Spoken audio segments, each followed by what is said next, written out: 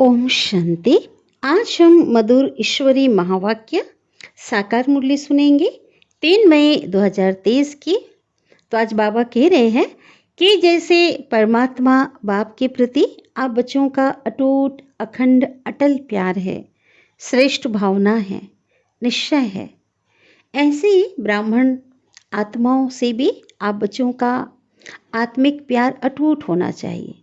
कोई कैसे भी संस्कार वाला चलन वाला हो, क्योंकि बाबा ने हर आत्मा को करोड़ों में से चुन करके इस ईश्वरी परिवार में, इस रूहानी बगिया में लाया है। तो जब हर एक से आत्मिक प्यार अटूट हो जाएगा तो आप बच्चों का जो व्यवहार है वो भी स्नेह संपन्न हो जाएगा, है ना, उनके लिए। तो और आप बच्चे सहज ही सफलता मूर्त बन जाएंगे, है ना, किसी प्रकार का विघ्न नहीं आएगा ना। फिर बाबा ने कहा कि बाबा कौन है? बाबा तो गुणों का भंडार है। अनेक विशेषताएं बाबा के अंदर है जो किसी के पास नहीं है, असीम है, सागर की तरह, है ना। हर एक गुणों का वो सागर है, भंडार है। तो आप बच्चों को भी बाबा के गुणों को धारण करके उनके समान गुणवान बनना है और इस पुरानी दुनिया, पुराने घर से अपना बुद्धियोग निकाल कर एक बाबा से लगानी है, तभी पावन बनेंगे। बाबा ने कहा कि तुम रूहानी सोशल वर्कर हो, है ना, रूहों की क्या करते? सच्ची सेवा करते हो। और वह है जिस्मानी सोशल वर्कर। तुम हर रूह को ज्ञान का इंजेक्शन लगाते हो। किस लिए? ताकि हर आत्मा प्योर बन जाए, पतित से पावन बन जाए। और सत्संगों में दुनिया में कितने सत्संग हैं, एक से बड़े एक, है ना, विद्वान हैं जो सत्संग कराते, लेकिन वहाँ पे कोई भी एम ऑब्जेक्ट, मुख्य उद्देश्य नहीं है उसका। यह तो, लेकिन ये कौन हम जहाँ हैं, ये तो पाठशाला है, भगवान की पाठशाला है। और यहाँ तो एम ऑब्जेक्ट है, बहुत ऊंचा एम ऑब्जेक्ट है, जिसे तुम जानते हो कि हम गॉड गॉडेस बन रहे हैं, है ना। और बनाने वाला कौन है? स्वयं परम पिता परमात्मा, जो हमें मनुष्य से देवता बना रहे हैं, वही पढ़ाते हैं। तो सबसे ऊंची जयंती किसकी है? सबसे ऊंची जयंती एक त्रिमूर्ति शिव बाबा की है, क्योंकि देवताओं को भी रचने वाला वही है ना। तो उनकी ही जयंती मनाना चाहिए। बाबा कह रहे मनाना तो एक की ही चाहिए। बाबा ने आज हंसी की बात कही, इस दुनिया में तो कुत्ते बिल्ली आदि सब की जयंती मनाते रहते हैं। ये कलयुग। तो जब तक अपने को परमात्मा का बच्चा नहीं समझा है ना, निश्चय नहीं है बाप पे, तब तक बाबा कहते वरदान नहीं मिल सकता, है ना। जब तक बच्चे जब बनेंगे, बच्चे ही तो अधिकारी बनते हैं ना। तो बाबा ने आज कहा कि देखो दुनिया में जो भक्त हैं, है ना, वो कौन सा पुरुषार्थ करते, किसके लिए करते हैं, है ना। वो मुक्ति के लिए पुरुषार्थ करते हैं, है ना। सदा के लिए जन्म मृत्यु के चक्र से वो छूटना चाहते हैं। पर बाबा कहते ऐसा तो संभव ही नहीं है ना, क्योंकि मोक्ष तो किसी को मिल नहीं सकता। बाबा ने कहा मुझे ही मोक्ष नहीं मिलता, क्योंकि मुझे तो सर्विस में आना पड़ता है ना। तो औरों की बात कैसे हो सकती है ना। क्योंकि जो है बाबा कहते हैं मैं अगर नहीं आऊँ तो मेरे बच्चों को कौन पावन बनाए। मैं आता हूँ, भक्तों को भी राजी करता हूँ, बच्चों को भी अपने साथ पावन बना करके उनको ले जाता हूँ, उन्हें पढ़ाता हूँ। तो बहुत अच्छी मीठी वाणी बाबा की चली है, धारणायुक्त वाणी अभी चले, उसको हम विस्तार से सुनते हैं। आज की मुरली का सार है, मीठे बाबा कहते हैं, मीठे बच्चे ज्ञान के ठंडे छींटे डाल, तुम्हें हर एक को शीतल बनाना है। तुम हो ज्ञान बरसात करने वाली शीतल देवियाँ, है ना। सच में परमात्मा का ये जो ज्ञान है, ज्ञान की जो बूंदें भी हर एक आत्मा को शीतल कर देती है। तो बाबा का कहना है हर एक आत्मा को थोड़ा भी संदेश जरूर देना है। ये ईश्वरी ज्ञान के द्वारा ही उनको ठंडक मिलेगी। विकारों से जो तप्त आत्मा है, इससे वो शीतल बनेंगी। प्रश्न है, बाप ने तुम्हें ज्ञान का कलश क्यों दिया है? माताओं को दिया है ना ज्ञान का कलश, बहनों को। उत्तर है, ज्ञान का कलश मिला है पहले स्वयं को शीतल बनाकर, फिर सर्व को शीतल बनाने के लिए। इस समय हर एक काम अग्नि में चल रहा है।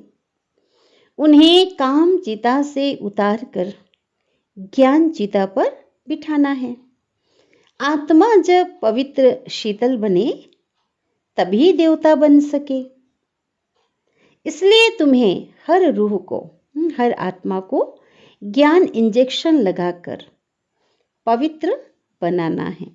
ज्ञान को बाबा ने इंजेक्शन भी कहा और ज्ञान को क्या कहा, ठंडे छींटे भी कहा, है ना। ज्ञान जल का ठंडा छींटा डालना है।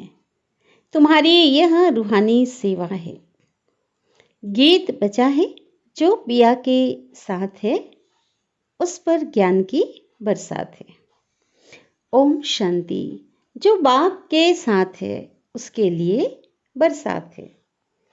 अब बरसात और बाप, तो भला बाप की बरसात कैसे? क्वेश्चन मार्क है। वंडर खाएंगे ना, आश्चर्य खाएंगे। दुनिया वाले इन बातों को नहीं जानते। यह है ज्ञान की बरसात। तुमको शीतल देवियां बनाने के लिए ज्ञान चिता पर बिठाया जाता है। शीतल अक्षर के अगेंस्ट क्या है? तपत, गर्म। तुम्हारा नाम ही है शीतल देवी। अब कोई एक तो नहीं होगी ना शीतल देवी, जरूर बहुत होंगी जिन्हों से भारत शीतल बनता है। इस समय सभी काम चिता पर जल मरे हैं। तुम्हारा नाम यहाँ शीतला देवियां हैं, सबको शीतल करने वाली, ज्ञान का ठंडा छींटा डालने वाली देवियां। छींटा डालने जाते हैं ना, है ना। सेवा अर्थ यहाँ वहाँ जाना होता है लोगों के बीच में, तो बाबा कहते छींटा डालने जाते हैं ना। यह है ज्ञान के छींटे जो आत्मा के ऊपर डाले जाते हैं।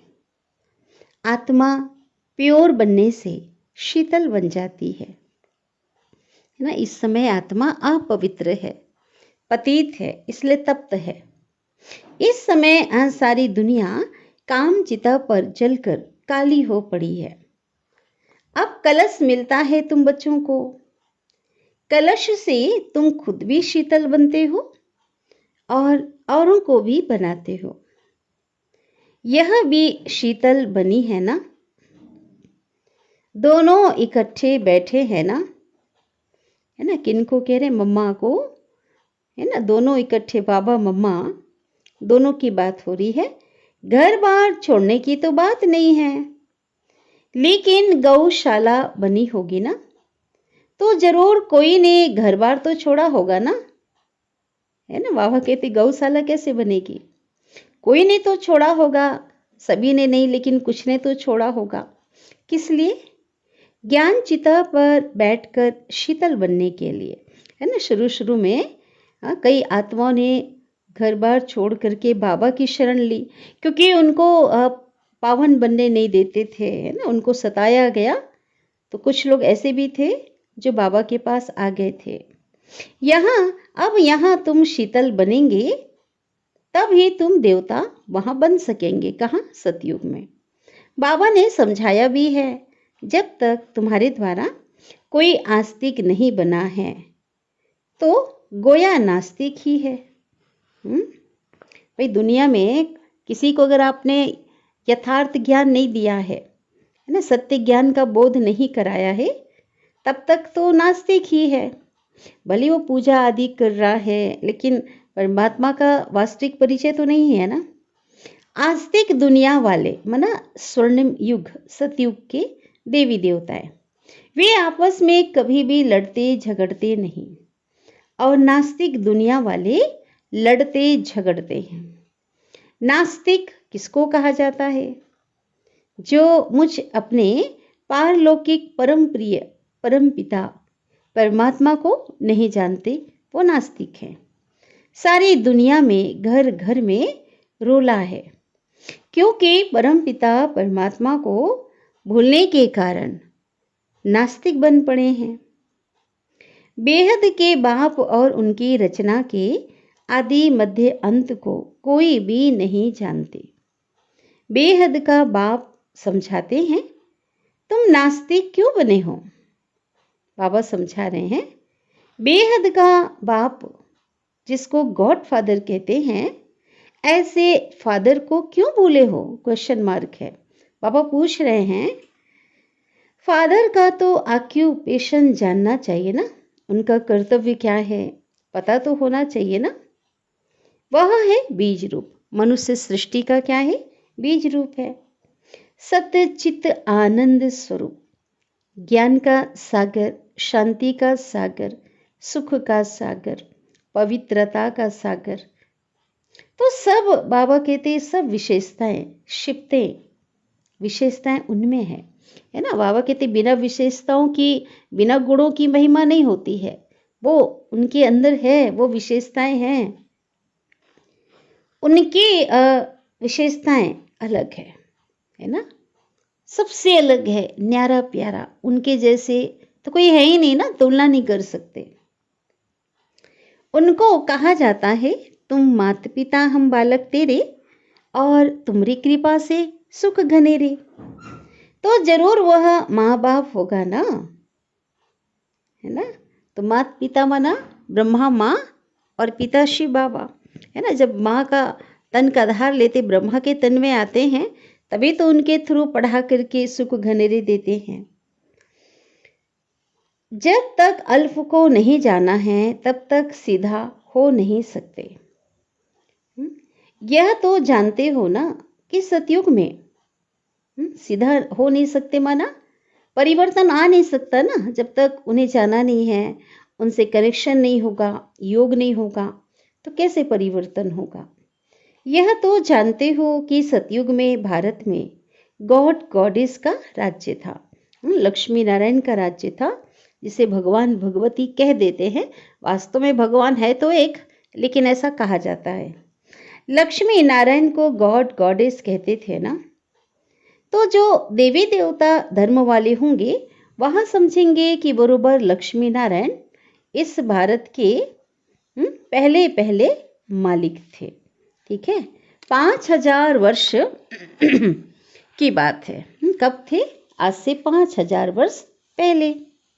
देखो, बाप टीचर जब समझाते हैं तो चारों तरफ देखते हैं, है ना। बाबा जब पढ़ाते थे, मुरली सुनाते थे, बाबा का ध्यान, अटेंशन पूरे हॉल में सबकी तरफ होता था।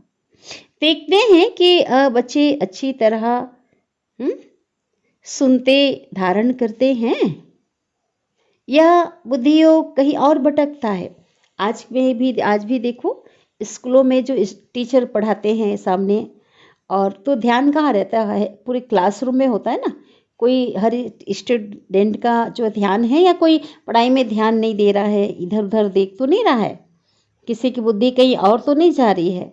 ऐसे शिव बाबा भी जो टीचर है ना, हम सभी गॉडली स्टूडेंट हैं, तो बाबा भी चेक करते हैं, देखते हैं कि इनका बुद्धियोग कहीं और भटकता तो नहीं है। जैसे भक्ति मार्ग में भल श्री कृष्ण की मूर्ति के आगे बैठे होंगे, मंदिर में जाते हैं और मूर्ति के आगे बैठे होंगे, परंतु बुद्धि कहाँ जाती है? धंधे आदि की तरफ धक्का खाती रहेगी, है ना। कई बातें याद आती रहेंगी, एकाग्र चित्त होकर उस चित्र में भी नहीं रहेंगे। भक्ति की बात है, यहाँ तो पूरी पहचान ही नहीं है, तो फिर धारणा भी नहीं होती है। शिव बाबा यह माया को, बाबा कहते शिव बाबा यह माया को वश करने का क्या देते हैं? वशीकरण मंत्र देते हैं। कौन सा वशीकरण मंत्र? मन मना भाव, है ना। कहते हैं तुम अपने परमपिता परमात्मा को, शिव को याद करो। बुद्धि का योग उनके साथ लगाओ। अभी तुम्हारा बुद्धि योग पुराने घर की तरफ नहीं जाना चाहिए, है ना। इस साकार दुनिया में उस घर की तरफ नहीं जाना चाहिए। भले रहना तो वही है, निभाना भी है, लेकिन बाबा कहते बुद्धि का जो योग है ना, वो बाप के साथ लटका रहना चाहिए, क्योंकि तुम सबको मेरे पास आना है। अब बाप के साथ लटका रहना चाहिए, माना परम धाम में बाबा के पास बुद्धि योग हो, क्योंकि बाबा परम धाम के रहने वाले हैं और वहीं सबको जाना है। इसलिए बाबा कई बार मुरली में बार बार अटेंशन दिलाते हैं कि बाबा को कहाँ याद करो, परम धाम में याद करो। मैं पंडा बनकर आया हूँ तुमको ले चलने के लिए। यह शिव शक्ति पांडव सेना है।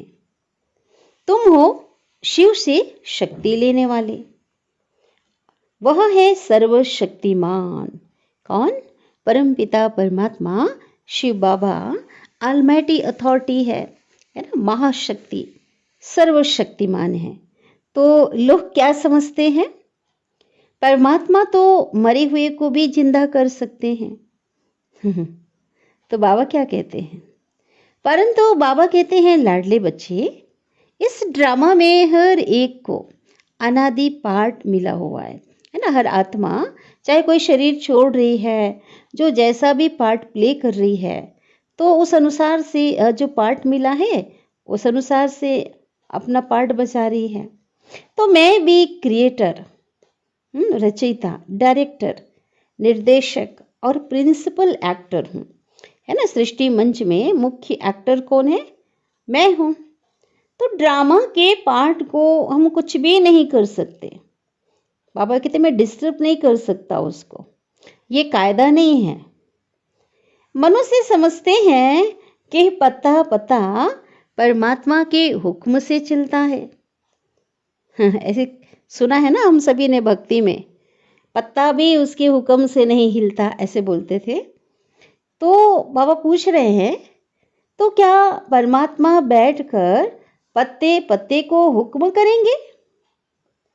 है ना। इसका जो रहस्य बाबा ने अव्यक्त वाणी में बताया है ना। क्या बताया? अव्यक्त बाप दादा ने तो बहुत बातें क्लियर की है।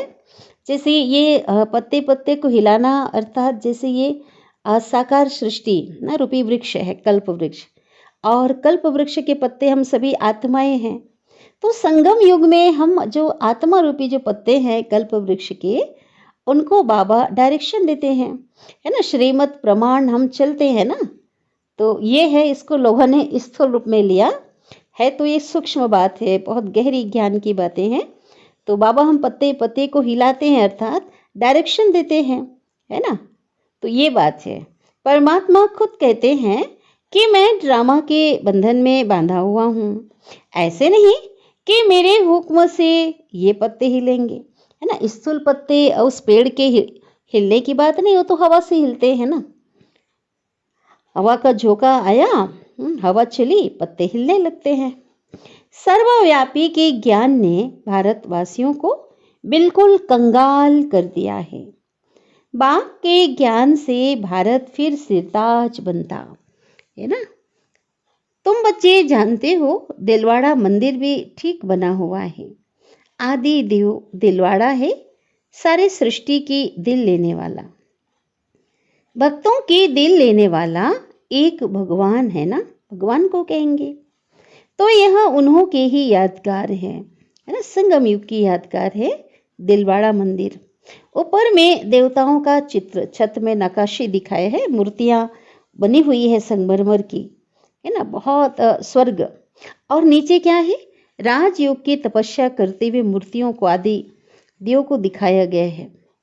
108 कोठी बनी हुई है और 108 बच्चे आसन लगा करके बैठे हैं, है ना। सबका जो थर्ड आई, जो मस्तक के बीच बिल्कुल दिखाया है, उनकी जैसे नेत्र खुला हुआ, तीसरा नेत्र दिखाया है, और अलग अलग कमरे बने हुए हैं, और उसमें 108 मूर्तियां दिखाई हुई है तपस्या में। तो संगम में है ये विजय, जो माला की निशानी है ना, तपस्या रत जो है तपस्या में मगन है, एक की लगन में मगन है।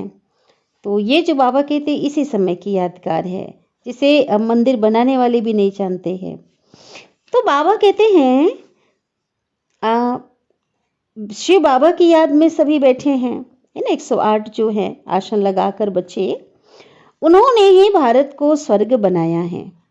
गांधी जी भी कहते थे नई दुनिया राम राज्य चाहिए, परंतु उस राम राज्य नई दुनिया में तो पवित्रता है, वह तो कर ना सके ना।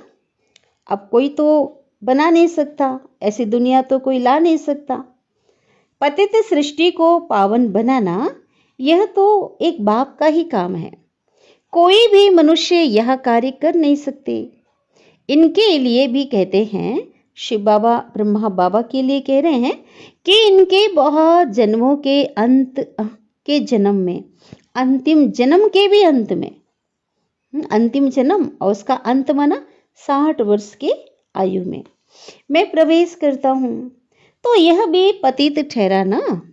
इसलिए ब्रह्मा की पूजा नहीं होती है, क्योंकि गृहस्थी थे, वो तन पतित था। जो कहते हैं, बाबा कहते हैं, बाबा ने बताया बहुत जन्मों के अंत में प्रवेश करता हूँ, जो पावन थे वही पतित बने हैं। नंबर 1 जो पावन जो आत्मा थी वही क्या बनी है, पतित, फिर पावन बनते हैं। आप ही पूज्य आप ही पुजारी, है ना। वही देवताएं जो पूज्य थे वो पुजारी बनते हैं, फिर बाबा आकर के पुजारी से पूज्य उन्हीं आत्माओं को बनाते। जो पुजारी भक्त बने हैं, भगवान उन भक्तों को ही मिलते हैं। जो पूज्य से पुजारी बने हैं, जो आदि आत्माएं हैं, तो उनको ही बाबा मिलते, जो भक्त के रूप में होते हैं। ठीक है, पुजारी भक्त बने हैं, उनको बाबा आकर के क्या बनाते, उनको आकर के ब्रह्ममुख वंशावली बनाते, ब्राह्मण बनाते। बाकी वह जो मुक्ति के लिए पुरुषार्थ करते हैं कि पाठ बजाने से मुक्त हो जाएं, है ना। सन्यासी तो यही पुरुषार्थ करते हैं ना। देखते हैं दुनिया में बहुत दुख है, सुख का तो नाम निशान नहीं है, तो वो समझते हैं कि शायद वो दुनिया जो है ना, तो वहाँ भी ऐसे ही होगा, क्योंकि शास्त्रों में जो कहानी आदि बनी हुई है तो वहाँ भी लड़ाई झगड़े अशांति दुख दिखाया है ना। तो इसे क्या समझते हैं कि इससे अच्छा तो कि हमें इस पाठ से ही मुक्त हो जाए। हाँ, परंतु बाबा कहते मोक्ष तो किसको भी नहीं मिलता, ऐसा तो हो नहीं सकता कि हमेशा के लिए इस जन्म मृत्यु के चक्र से कोई छूट जाए। तो भगवान कहते हैं मुझे भी मोक्ष नहीं मिलता, है ना, क्योंकि मुझे भी तो आना पड़ता है ना, क्योंकि मैं नहीं आऊँ तो मेरे बच्चों को कौन छुड़ाएगा माया के फंदे से, इस सृष्टि को कौन पावन बनाएगा, कौन वापस घर ले जाएगा। इसलिए मुझे सर्विस के लिए, सेवा के लिए आना पड़ता है और भक्तों को भी राजी करना पड़ता है ना। द्वापर काल से बाबा का तो यही कार्य चला ना। हम जाकी जैसी भावना थी वैसी जो है उन्होंने उनको फल दिया, है ना, संतुष्ट किया। भक्तों को भी राजी करना पड़ता है। भगवान अपना कार्य बता रहे हैं, इस भारत को मालामाल बनाने और गंवाया हुआ स्वराज्य फिर से देने, साल्वेंट बनाने, माना साहूकार बनाने, मुझे भी पतित शरीर में, पतित दुनिया में आना पड़ता है ना। सफाई करने वाला बोले मैं गंदगी में कैसे जाऊं, ये तो हो ही नहीं सकता, तो सफाई तो कोई और कर नहीं सकता, तो बाबा को तो इस पतित दुनिया और पतित शरीर में आना ही पड़ता है ना। तो बाबा बता रहे हैं अनेक बार आया हूं, ठीक है, अनादि कह देते हैं, आदि है ना अंत है, अनेक बार और आता ही रहूंगा। क्योंकि बना बनाया ड्रामा के राज को हम जान गए ना, फिक्स्ड ड्रामा है, रिपीटेशन होता है। भारत को गुलगुल बनाकर बनाऊंगा। बाबा कहते भारत को क्या बनाऊंगा, फूल जैसा बनाऊंगा, पावन बनाऊंगा। यह है ही आसुरी दुनिया, उनको दैवी बनाता हूँ। तो जो जो मुझे पहचानेंगे, मेरा बनेंगे, पहचानेंगे, श्रीमत पे चलेंगे, वही वर्षा लेंगे। शिव बाबा कल्प कल्प भारत को वर्षा देने आते हैं। उनकी जयंती आजकल मनाते नहीं, अभी तो खैर मनाया जा रहा है। तो जिस समय मुरली चल रही थी उस समय छुट्टी भी नहीं होती थी और मनाया भी उतने अच्छे से नहीं जाता रहा होगा। अभी तो खैर परिवर्तन हो गया, कैलेंडर से हॉलीडे भी निकाल दी है, छुट्टी भी निकाल दिया था, अभी छुट्टी मिल रही है। वास्तव में वास्तव में तो एक ही शिव जयंती मनानी चाहिए जो कि परमात्मा की जयंती है, और सबकी जयंतियाँ मनाना बर्थ नाटे पेनी है ना, कौड़ी तुल्य है। और एक परम पिता परमात्मा शिव की जयंती मनाना वर्थ पाउंड है, हीरे तुल्य है, क्योंकि वह भारत को स्वयं परम पिता परमात्मा इस भारत को क्या बनाते, सोने की चिड़िया बनाते हैं। महिमा उस एक की है, सारी महिमा एक की है ना। कल की मुरली में बाबा ने कहा ना, कौन सी मुरली में, 2 तारीख की मुरली में, कि बाप की महिमा बहुत भारी है।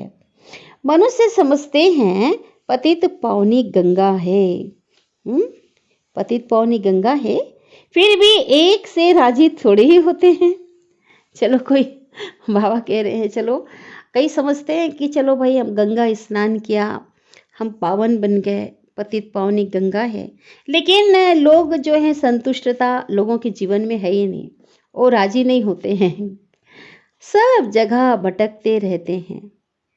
तो सिद्ध करते हैं बरोबर हम पतित हैं। ज्ञान का सागर तो एक ही परमात्मा है ना, जिससे तुम ज्ञान गंगाएं निकली हो। तुम्हारे ही नाम से सरस्वती, गंगा, जमुना, बाबा कहते हैं तुम्हारे ही नाम है। ये जो नाम है ना, गंगा कोई पानी का नहीं, बाबा कहते कलश मैंने ज्ञान का किसको दिया है, आप माताओं बहनों को दिया है। तो नाम बाबा ने कहा, इसलिए फीमेल पे सारा नाम है ना। गंगा नदी पर भी मंदिर बना हुआ है, वास्तव में ज्ञान गंगाएं तो तुम हो। तुम देवता नहीं हो, तुम ब्राह्मण हो। गंगा के नाम पर देवता का चित्र भी रख दिया है। उन्हों को तो पता ही नहीं है ना कि ज्ञान गंगाएं तो तुम शक्तियां हो। तुम अब मनुष्य से देवता बन रही हो इस राजयोग से। सच्चा योग तो यह है, बाकी तो सब अल्पकाल हेल्थ के लिए अनेक प्रकार के योग सिखलाते, हठ योग सिखलाते ना, शारीरिक योग आसन जो सिखाते हैं वो तो दुनिया में बहुत सारे हैं जो स्वास्थ्य के दृष्टिकोण से सिखाया जाता है, लेकिन राजयोग एक बौद्धिक योग है जिससे हम क्या बन रहे हैं, देवता बन रहे हैं। यह एक ही बाबा के साथ, शिव बाबा के साथ योग लगाने से हम एवर हेल्दी बनते हैं, सदा के लिए, हजारों वर्षों के लिए निरोगी बन जाते। वहाँ किसी भी प्रकार का रोग नहीं होता। अब शिव बाबा बैठ बच्चों को समझाते हैं, भारत को हेवन बनाते हैं, स्वर्ग बनाते हैं। जब तक अपने को आत्मा परमात्मा का बच्चा नहीं समझा है तब तक वर्षा मिल ना सके। बहुत गहरी बात है ना।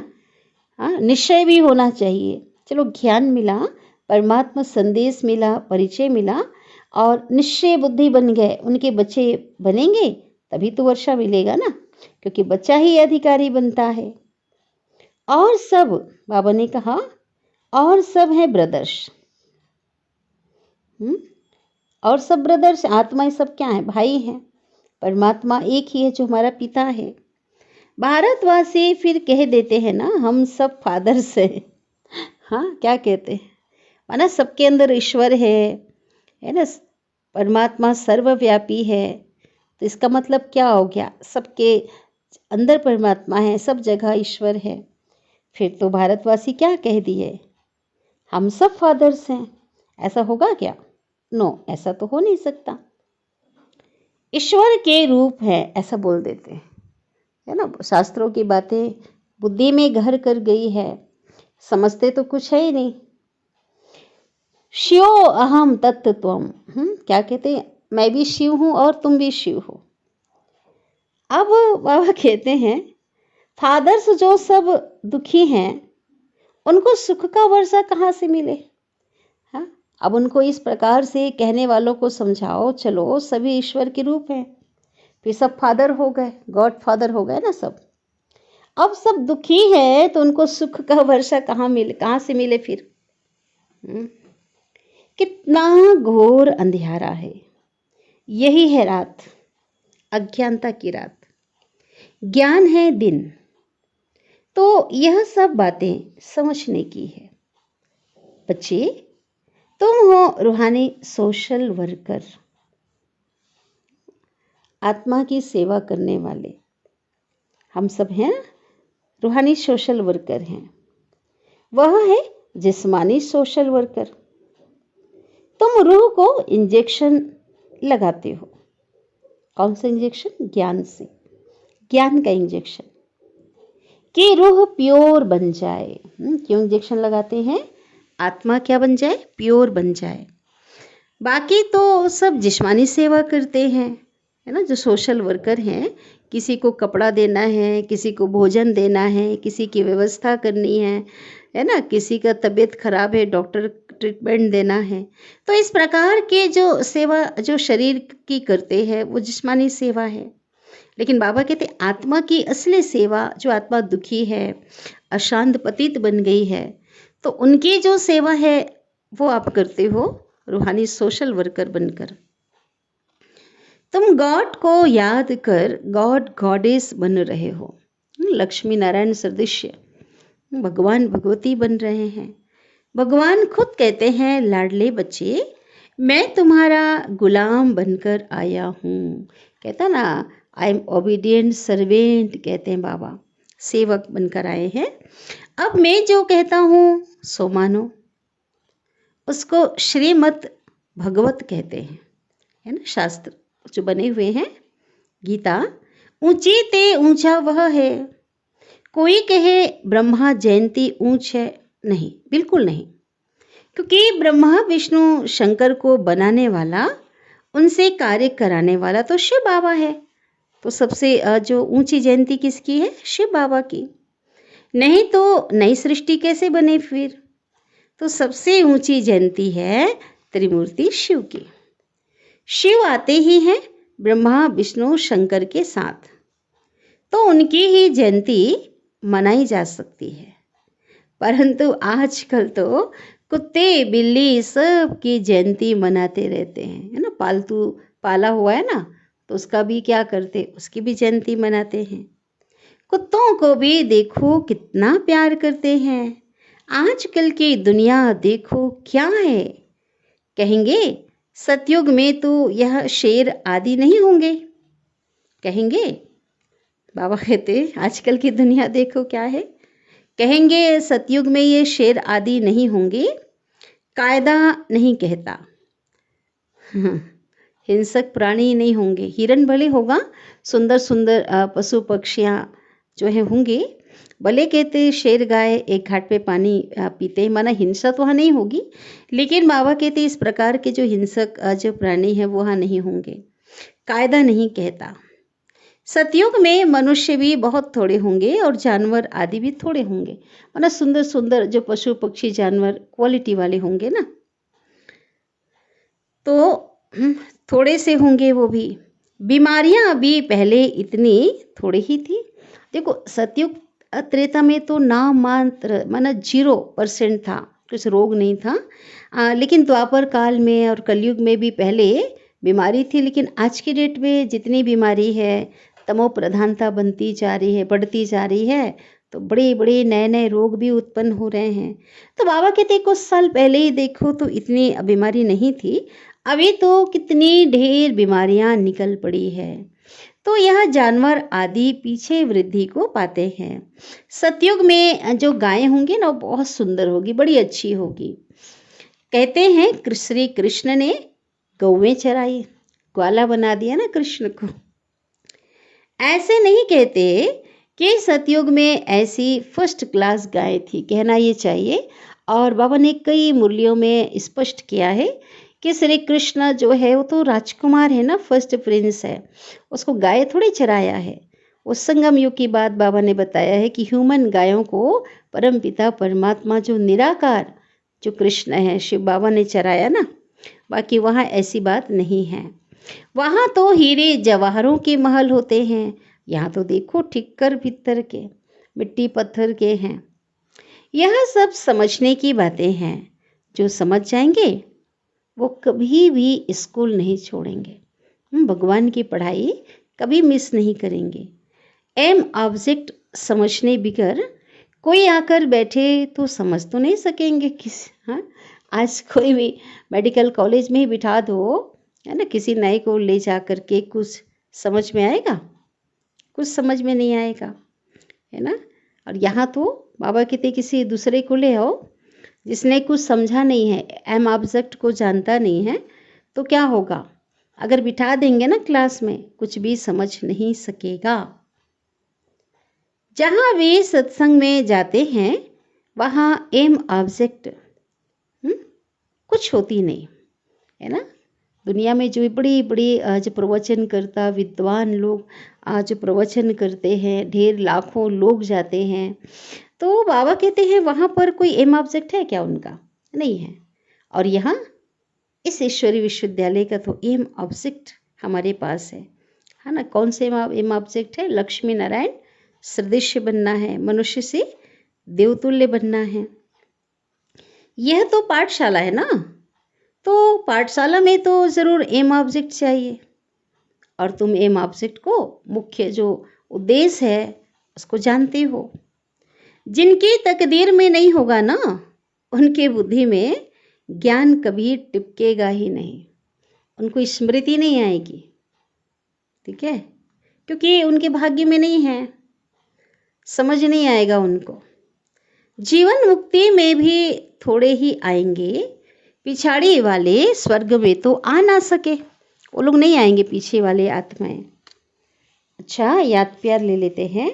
मीठे मीठे सिकिलधे बच्चों प्रति माता पिता बाप दादा का याद प्यार और गुड मॉर्निंग।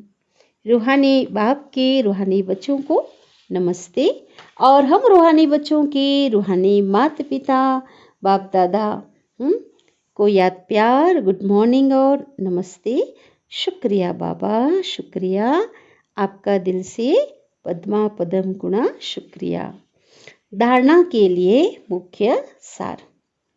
पहली पॉइंट है, बुद्धि योग सदा एक बाप में लगा रहे। पुराने घर, पुरानी दुनिया में बुद्धि ना जाए। ऐसी एकाग्रचित अवस्था बनाने, है ना, बनानी सभी को है ज्ञान और योग के द्वारा, अभ्यास के द्वारा। ऐसी अवस्था बनानी है कि बुद्धि योग, बुद्धि में एक परमात्मा की याद रहे और कहीं बुद्धि ना जाए, सब भूल जाएं। दूसरी पॉइंट, बाप के सर्व शिफ्तें माना जो विशेषताएं हैं, गुण हैं, वो स्वयं में धारण करना है। लक्ष्य ही कौन क्या रखा है? बाप समान बनना। तो हर आत्मा पर ज्ञान के छींटे डाल करके उनकी तपत बुझाए, शीतल बनाना है। सदगुरु बाबा वरदान दे रहे हैं, हर आत्मा से आत्मिक अटूट प्यार रख। बाबा कह रहे हैं, वरदान है, हर आत्मा से आत्मिक अटूट प्यार, कभी ना टूटने वाला प्यार रख। स्नेह संपन्न व्यवहार करने वाले सफलता मूर्त भव। विस्तार है, जैसे बाप के प्रति अटूट अखंड अटल प्यार है ना, बाबा के लिए है ना, सभी का श्रेष्ठ भावना है, निश्चय है। ऐसे ब्राह्मण आत्माओं से भी आत्मिक प्यार अटूट और अखंड हो। किसी के कैसे भी संस्कार हो, चलन हो, लेकिन ब्राह्मण आत्माओं का सारे कल्प में अटूट संबंध है। ईश्वरीय परिवार है ना, बाबा ने हर आत्मा को चुनकर ईश्वरीय परिवार में लाया है। यह स्मृति रहे तो आत्मिक प्यार अटूट होने के कारण स्नेह संपन्न व्यवहार होगा। अगर ये भावना अंदर हो कि एक एक आत्मा को भगवान ने चुन करके इस ईश्वरी जो बागवान जो है इस फुलवारी में इकट्ठा किया है, लाया है, तो सब अपने हैं। तो ये ऐसी भावना अगर आ जाए तो क्या होगा, आत्मिक प्यार अटूट होने से स्नेह संपन्न व्यवहार भी होगा और सहज सफलता मूर्त बन जाएंगे ना। हर एक की विशेषता को सामने रखते हुए, हर एक को शुभ भावना शुभ कामना हर एक के प्रति रखते हुए उससे स्नेह संपन्न व्यवहार करना है। स्लोगन है, अंतर्मुखी वह है जो जिस समय चाहे आवाज में आए और जिस समय चाहे आवाज से परे हो जाए। अंतर्मुखी का मतलब ये नहीं, कई लोग नहीं समझ पाते, एकदम फुल मौन रख लेंगे, जरूरत होगी तो भी नहीं बोलेंगे। तो बाबा कहते ऐसा नहीं है। अंतर्मुखी माना स्वयं पर नियंत्रण हो, है ना। कर्म योगी बनकर के कर्म करें और जब भी कोई काम नहीं हो बिल्कुल विदेही बन करके बाबा की याद में स्थित हो जाए, है ना। तो इसमें क्या है कि जब चाहे आवाज में आए और जब चाहे आवाज से परे हो जाए, माना स्वयं पर इतना नियंत्रण हो। तो ये ऐसा बनना है। अंतर्मुखी माना अंतर की ओर मुख हो, बिल्कुल देही अभिमानी स्थिति, देह भान को जैसे भूला हुआ हो, तो इसको कहते हैं अंतर्मुखी स्थिति, जो हमको अपनी बनानी है। तो मीठे बाबा के हमने बहुत सुंदर महावाक्य सुने। ओम शांति।